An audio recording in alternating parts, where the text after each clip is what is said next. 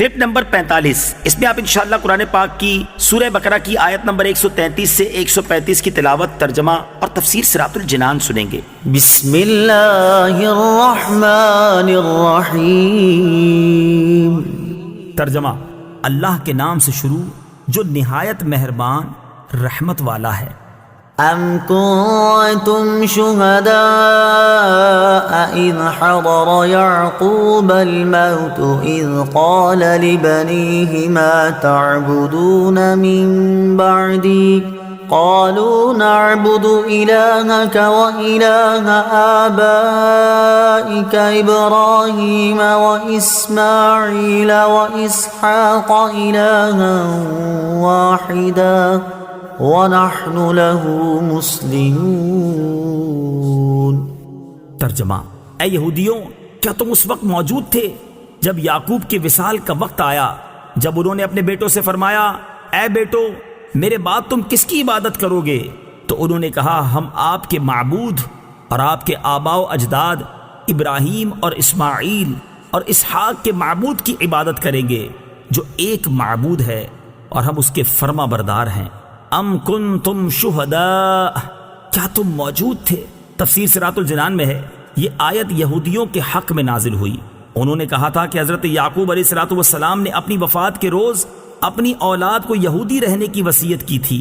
اللہ تعالیٰ نے ان کے اس بہتان کے رد میں یہ آیت نازل فرمائی۔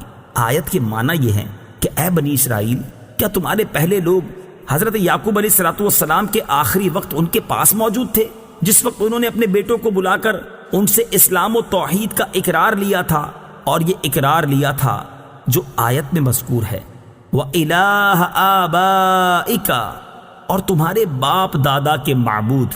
تفسیر صراط الجنان میں ہے، حضرت اسماعیل علیہ السلام کو حضرت یعقوب علیہ السلام کے آبا یعنی باپوں میں داخل کیا، حالانکہ آپ حضرت یعقوب کے حقیقی والد نہ تھے۔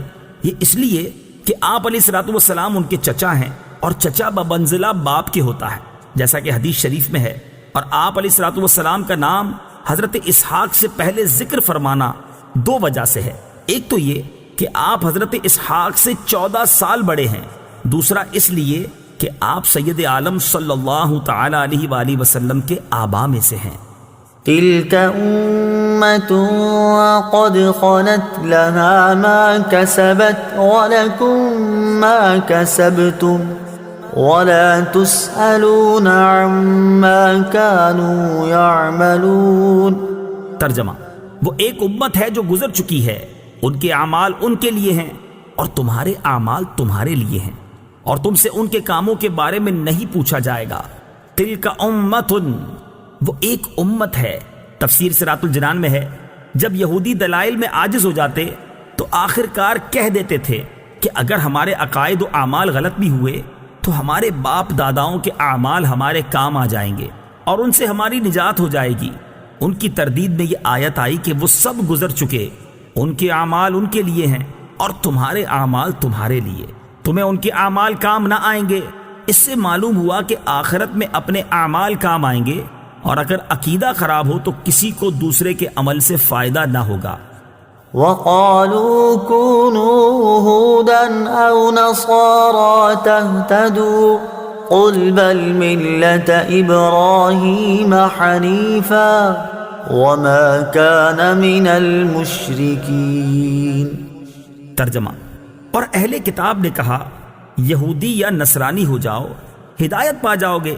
تم فرماؤ، ہرگز نہیں، بلکہ ہم تو ابراہیم کا دین اختیار کرتے ہیں جو ہر باطل سے جدا تھے اور وہ مشرکوں میں سے نہ تھے۔ کونو، ہو جاؤ۔ تفسیر صراط الجنان میں ہے، حضرت عبداللہ ابن عباس رضی اللہ تعالی عنہما نے فرمایا کہ یہ آیت مدینہ کے یہودی سرداروں اور نجران کے عیسائیوں کے جواب میں نازل ہوئی۔ یہودیوں نے تو مسلمانوں سے یہ کہا تھا کہ حضرت موسیٰ علیہ السلام تمام انبیاء میں سب سے افضل ہیں، اور توریت تمام کتابوں سے افضل ہے، اور یہودی دین تمام ادیان سے اعلیٰ ہے۔ اس کے ساتھ انہوں نے حضرت سید کائنات محمد مصطفیٰ صلی اللہ تعالی علیہ وآلہ وسلم، انجیل شریف اور قرآن شریف کے ساتھ کفر کر کے مسلمانوں سے کہا تھا کہ یہودی بن جاؤ۔ اسی طرح نصرانیوں نے بھی اپنے ہی دین کو حق بتا کر مسلمانوں سے نصرانی ہونے کو کہا تھا، اس پر یہ آیت نازل ہوئی، بل ملت ابراہیم، بلکہ ابراہیم کا دین۔ تفسیر صراط الجنان میں ہے، ارشاد فرمایا کہ اے حبیب صلی اللہ تعالی علیہ وسلم، آپ یہودیوں اور عیسائیوں کو جواب دے دیں کہ جب کسی کی پیروی ضروری ہے تو ہم حضرت ابراہیم کے دین کی پیروی کرتے ہیں جو کہ تمام فضائل کا جامع ہے، اور حضرت ابراہیم علیہ السلام ہر باطل سے جدا تھے اور وہ مشرکوں میں سے نہ تھے۔